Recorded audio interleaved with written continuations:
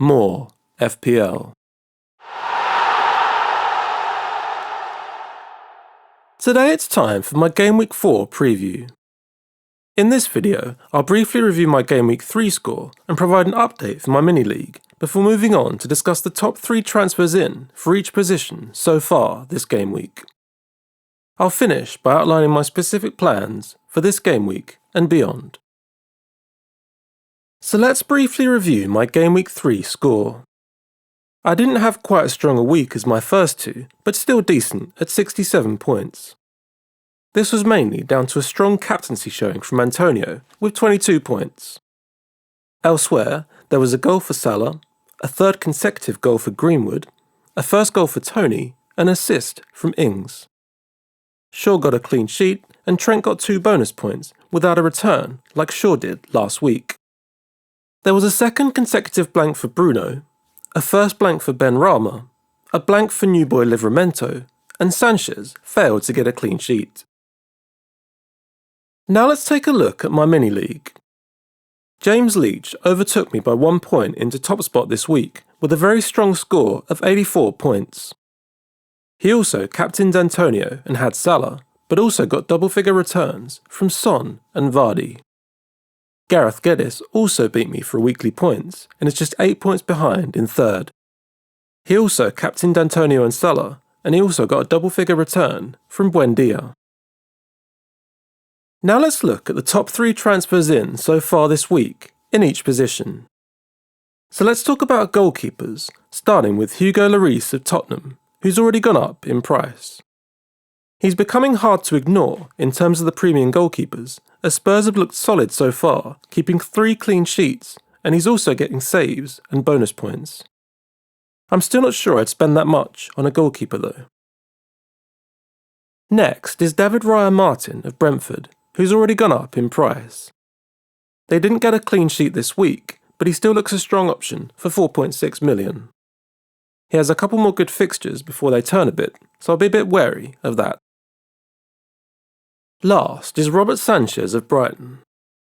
They've only kept 1 clean sheet so far, but he'd perhaps be my preference at 4.5 million. Brighton have good fixtures for longer than Brentford before facing Man City in Gameweek 9. Now let's talk about defenders, starting with Shane Duffy of Brighton, who's already gone up in price. His place in the starting lineup currently looks assured as he remained on the pitch when Joel Veltman was introduced as a half-time sub in the last match. At this point, we don't know when Dan Burn will return to perhaps challenge for a centre-back slot. Duffy remains a good goal threat and Brighton have a decent defence. At 4.2 million, he could still be a bargain. Next is Sergio Reguilon of Tottenham. Like Lloris, he's benefited from Spurs' strong start defensively, getting 3 clean sheets. We'd normally also expect some attacking returns, but none so far, and maybe there will be less with Nuno in charge, given they've started with 3 consecutive 1-0 wins. Still not bad for 5.1 million though. Last is Marcos Alonso of Chelsea, who's already gone up in price. He's a very attacking wing-back and already has a goal. Chelsea also look to maybe have the best defence in the league. They do have a couple of tough fixtures coming up in Game Weeks 5 and 6, but are quite capable of getting clean sheets against anyone, including Man City, who they've shut out in their last 2 matches. With Alonso, you'd imagine Chilwell rotates in or possibly even takes back the spot at some point. I'll be looking at maybe bringing in some Chelsea for Game Week 7 on a wildcard. Now let's talk about midfielders, starting with Ferran Torres of Man City, who's already gone up in price. That last match is hard to ignore, and he does look to be first choice up front for a City team that's on fire. They don't have the best upcoming run, but it's hard to back against them scoring in every match.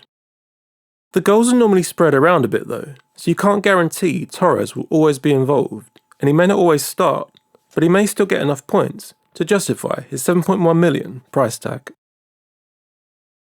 Next is Demarai Gray of Everton, who's also already gone up in price. With a couple of goals already, he's looking a good option, especially at 5.6 million. Lining up mainly on the left, you'd expect him to add some assists too, given Everton are set up to provide Calvert-Lewin with crosses. Everton still have good fixtures coming up, all the way through to Gameweek 12. Last is Syed Benrahma of West Ham, who's also already gone up in price. They've started the season very well, and Benrahma has been one of the stars. He has perhaps been a bit fortunate to get quite so many points, given his underlying stats though. He's already gone up by 0.4 million since the season started, so you may have to catch him while you can. At 6.4 million, he's still a great option. West Ham still have fairly strong fixtures and don't start the European campaign just yet. Finally, let's talk about strikers, starting with Cristiano Ronaldo of Man United. Over 1 million people have transferred him in at the time of recording, and it's no surprise. He's still one of the best strikers in world football, winning the Golden Boot in Serie A last year, and will probably take penalties and some free kicks from Bruno. He comes into a strong Man United side with a good short-term run of fixtures. He'll probably be a popular captain option in Gameweek 4, where he should start. Next is Michail Antonio of West Ham, who's already gone up in price. He looks to be the strongest mid-price striker option and has been a major factor in West Ham's strong start to the season. He's also already gone up by 0.4 million, but is still good value for many of the same reasons as Benrahma. Last is Romelu Lukaku of Chelsea. He's had a lot of transfers in, but also transfers out, presumably a lot to bring in Ronaldo. Like Alonso, he has a strong Gameweek 4 and a tougher Gameweek 5 and 6 before a better run from Gameweek 7, so perhaps Ronaldo is the better short-term option. He is captainable this week though, against an Aston Villa side without Emiliano Martinez. So now let's talk about my plans for this game week. Will I be making any transfers? I have 2 free transfers and will probably be using both. Before Ronaldo's move, I was planning to move Ings to Calvert-Lewin, but he'll now be making way for Ronaldo instead. I do have 1.1 million in the bank, but I would also be funding this by getting rid of Bruno. This will probably be for Diogo Jota, assuming Firmino is out for a little while, but I'm also considering Torres and Rafinha. What about starting 11 and captaincy? I'm bringing Ben White into the starting lineup since he has the best fixture of my budget defenders. Arsenal have been poor so far, but they've also faced 2 of the best teams in the league in Chelsea and Man City. Livramento will be first bench, ahead of Gilmour and Ayling. For captaincy, this will probably be Ronaldo, though Salah and Antonio are again strong shouts with good fixtures and form. What are my longer-term plans? I'm keeping hold of Ben White for now in the hope that Arsenal's form turns on their better fixtures. I think Greenwood will keep his place for now with the goals he's scoring, but he'll become more of a rotation risk with each game that passes. After his first goal, I'll probably keep Tony now until at least game week 6 when their fixtures turn. I'll be monitoring all my defenders and making sure I have good options to start every week, but I won't be prioritising transfers here. Longer term, West Ham assets will need to be assessed once the Europa League group stage starts mid-September. I have my eye on Chelsea and maybe Man City assets for a probable Game Week 7 wildcard. I'll post my transfers and final team selection on Twitter once they're done, so follow me at more_FPL for all updates.